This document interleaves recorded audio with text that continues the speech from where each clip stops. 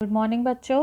आज हमारी worksheet number 5 आई है और अभी हम वही टॉपिक कंटिन्यू कर रहे हैं, संसाधन। और आज हम पढ़ने वाले हैं संसाधनों का संरक्षण, मतलब हम किस तरीके से संसाधनों का बचाव कर सकते हैं और साथ ही साथ जो है संसाधन को आगे के समय के लिए इस्तेमाल करने लायक रख सकते हैं या बचा सकते हैं। पहले तो हम देखेंगे संसाधन के संरक्षण का अर्थ क्या होता है। मतलब संरक्षण जैसे अभी हम बोल रहे हैं कि उसको बचाव करना, उनका रख रखाव करना, वो हम देखेंगे कि उसका वाकई में क्या शब्द का अर्थ होता है, किसका, संसाधन के संरक्षण का। तो संसाधन का सावधानी पूर्वक उपयोग करना एवं इन्हें फिर से बनने के लिए समय देना। ठीक है, ये दो चीज़ें आपको याद रखनी है।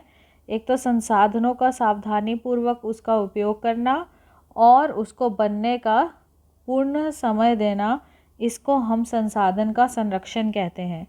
चूँकि संसाधन सीमित हैं, इसलिए संसाधनों का संरक्षण अति आवश्यक है। तो अगर आपसे पूछा जाता है कि संसाधनों का संरक्षण आवश्यक क्यों है, तो इसलिए आवश्यक है क्योंकि संसाधन जो है वो क्या है, सीमित हैं, इसलिए उनका संरक्षण बहुत ज़्यादा महत्वपूर्ण है, आवश्यक है। अब है हमारे पास कुछ संसाधन जिनका संरक्षण किस प्रकार से किया जा सकता है। तो सबसे पहले है यहाँ पे भूमि संसाधन का संरक्षण। इसके लिए हम क्या कह सकते हैं, वनारोपण, मतलब वृक्ष लगा सकते हैं। रासायनिक कीटनाशकों और उर्वरकों के उपयोग को कम करना। तो जैसे हम भूमि को उपजाऊ बनाने के लिए उसमें रासायनिक डालते हैं, उर्वरक डालते हैं, उससे क्या होता है, भूमि संसाधन की क्षति होती है। तो उनका कम से कम उपयोग करना। अतिचारण पर रोक। अतिचारण मतलब जो पशु जो चरते हैं वो बहुत ज़्यादा चर लेते हैं, जिससे क्या है, मिट्टी भी का उपजाऊपन ख़त्म हो जाता है, उसको भी कम करना है। तो ये सब तरीके अगर हम अपनाएंगे तो भूमि संसाधन का हम संरक्षण कर सकते हैं। नेक्स्ट है हमारा मृदा संसाधन का संरक्षण। मृदा संरक्षण भी हमारे लिए ज़रूरी है। वो किस तरीके से सकता है, वृक्षारोपण से, बाढ़ पे नियंत्रण से, क्योंकि बाढ़ आती है तो मृदा को बहा के ले जाती है। अतिचारण वही, जैसे जानवर ज़्यादा चर लेते हैं ज़मीन को, मृदा को अनुपजाऊ बना देते हैं वो।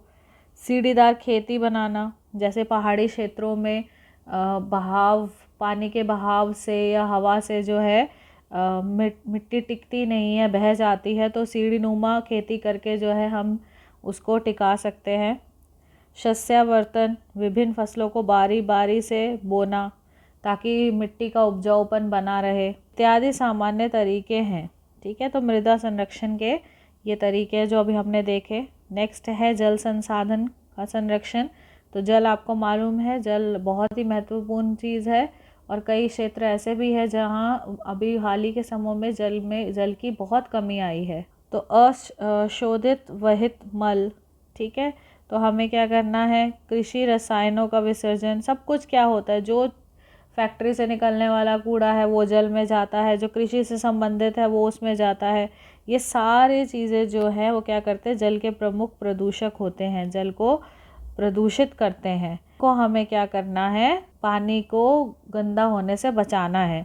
जल के अति उपयोग, अब बहुत ज़्यादा इस्तेमाल भी करते हैं, जिनके पास जल की उपलब्धता होती है वो जल का अत्यधिक उपयोग करते हैं, उससे भी जल जो है ख़राब होता है। ज़्यादा उपयोग करोगे तो जल खराब ही होगा उपयोग करने से। तो इन सब को रोकने से जो है जल संसाधन का संरक्षण हो सकता है। नेक्स्ट है प्राकृतिक वनस्पति एवं वन्य प्राणियों का संरक्षण। तो यहाँ पे हमें वनस्पति और प्राणी आते हैं जो हमने लास्ट वर्कशीट में पढ़े थे। उनको किस तरीके से बचाया जा सकता है, वनों के विनाश, मृदा अपरदन, वनों की आग, भूस्खलन इत्यादि के प्राकृतिक वनस्पति एवं वन्य प्राणियों के लुप्त होने की प्रक्रिया बढ़ जाती है। अब क्या होता है कि वनों का विनाश हो रहा है, लोग ज़्यादा से ज़्यादा वन काट के वहाँ पे अपने रहने लायक भूमि को बढ़ा रहे हैं। मृदा अपरदन बढ़ रही है पानी के वजह से, वायु के वजह से। वनों में आग भी लग जाती है, गर्मी के कारण लग जाती है या कुछ और कारण से भी लग जाती है। भूस्खलन, बारिश, ये सब कारण से हो जाता है।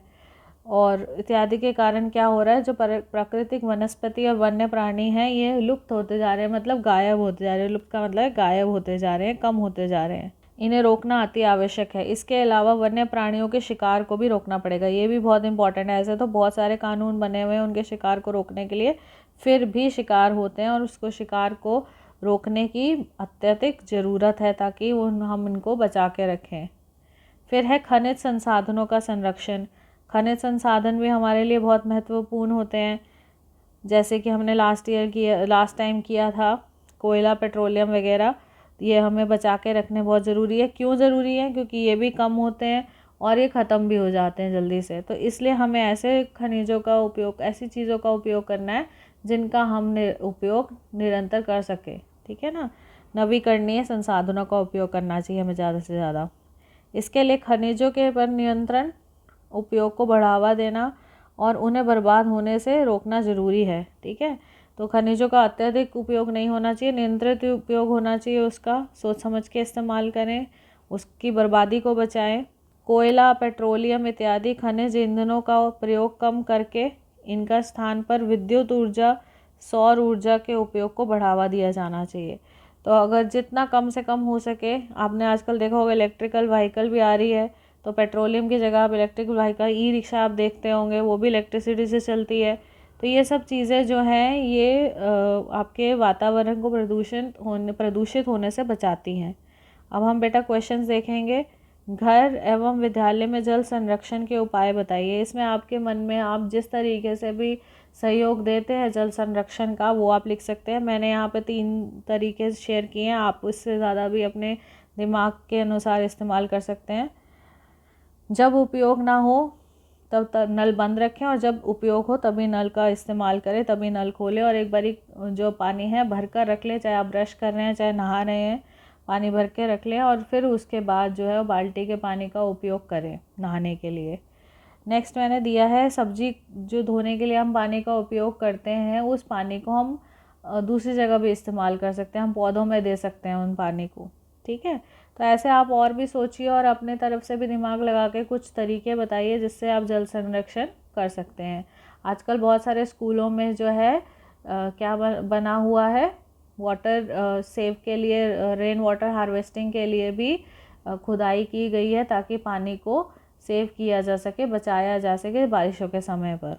नेक्स्ट है आपका, दैनिक जीवन में प्रयुक्त होने वाली किन्हीं 3 खनिजों के संरक्षण के उपाय बताएं।